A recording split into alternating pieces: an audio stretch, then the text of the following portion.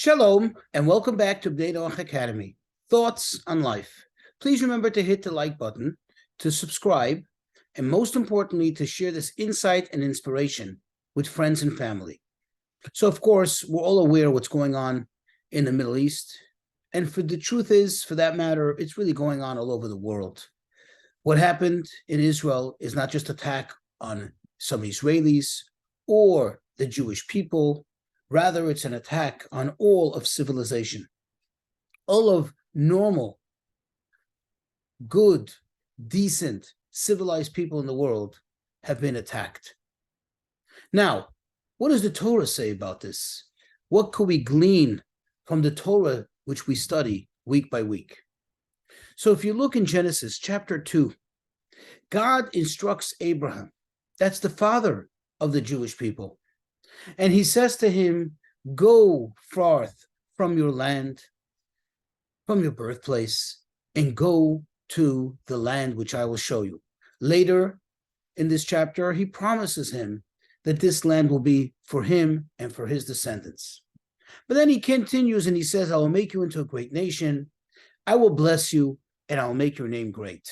Look in verse 3. He says, I will bless those who bless you. Those who curse you, I will curse. And all families of the earth, meaning all tribes, all nations, will bless themselves by you. Now, I want to just break down this verse. I'm going to read it now in Hebrew. Try to hear the ring of the words, because there's a point that I want to make. Va'avarcha mevarachecha. And I will bless those who bless you.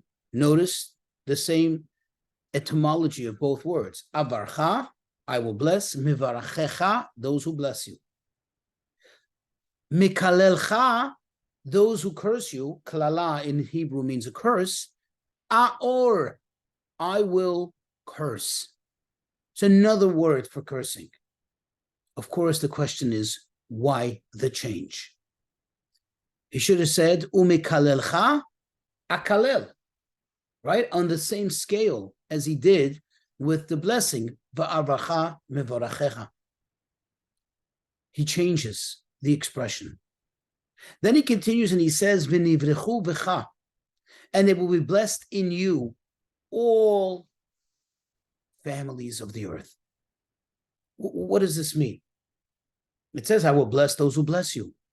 And then it says, all families of the earth will be blessed through you.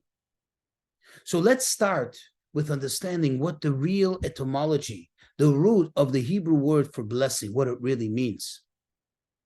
Of course, a blessing is a blessing.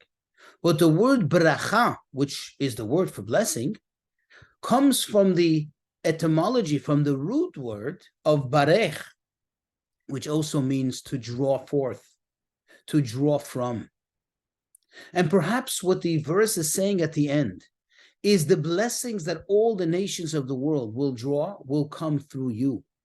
In other words, by being connected to you, that is Abraham and your descendants, by being connected to them in a positive manner, they are going to have their blessings. They are going to draw all the good things in life, both in the material and the spiritual, from you by being connected to you. And this perhaps can help us understand what it means when it says umikalelcha aor. Why the change of the terminology? I will mikalel, those who curse you, I will aor. What does that mean? Well, the word aor, arur, we find in the Torah elsewhere to be the worst form of curse. There is curse, and then there is curse. And perhaps what God is saying is, those who curse you, and in fact, the word mikalel also comes from the etymology which means kal, light. Those who take you lightly, those who treat you with disregard, those who put you down, aor, I am going to curse them in a very severe manner. I want you to understand, I want you to think of it this way. You see, it's not just the obvious curse of losing one's land, losing one's home, being bombarded, or what have you, which of course nobody wishes on anyone, not even on the worst of people. The ultimate wish would be that everything could be resolved peacefully and amicably. Of course, if necessary, you do what you have to do. The Torah says, one who comes to kill you, kill him first. But there's a worse curse than that, which is more terrible. And we see this.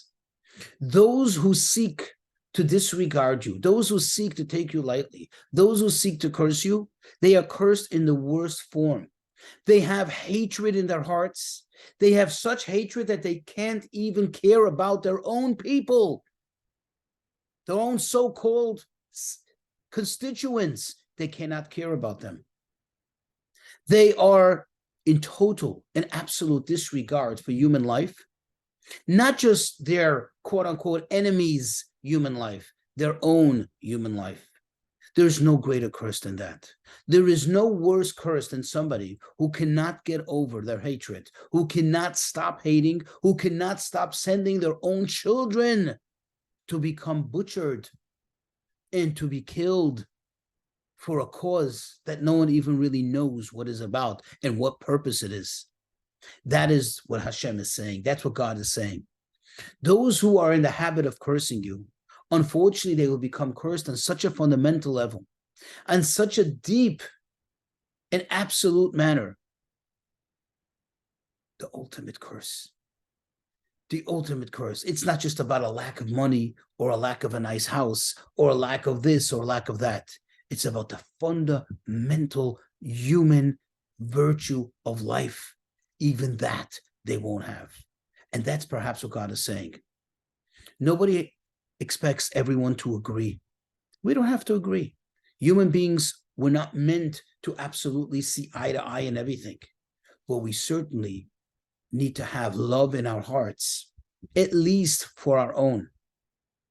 I just want to quote the famous Prime Minister of Israel, the only woman Prime Minister of Israel thus far, as she said when she was asked if she believes that there ever can be peace with the Palestinians. And this, mind you, is about 50 years ago.